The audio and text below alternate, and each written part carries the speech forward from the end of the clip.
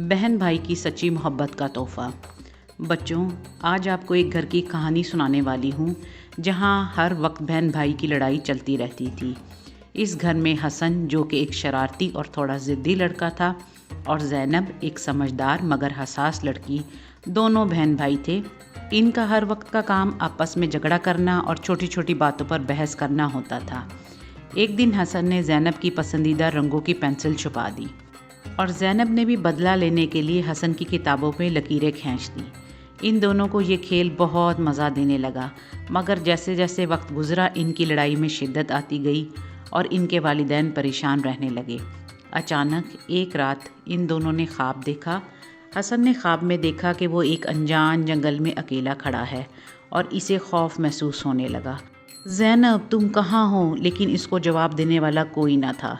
दूसरी तरफ ज़ैनब ने ख्वाब में देखा वो एक बड़ी इमारत की छत पर अकेली खड़ी है और नीचे गिरने वाली है, और खौफ के मारे रोने लगी और हसन को याद करने लगी, भाई मुझे बचा लो, मैं बहुत डर रही हूँ।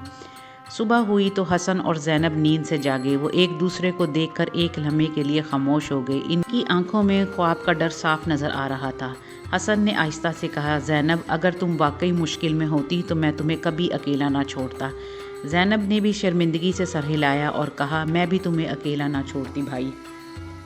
इस दिन के बाद दोनों ने अहद किया वह एक दूसरे का ख्याल रखेंगे और ज़रूरत पड़ने पर हमेशा एक दूसरे का साथ देंगे।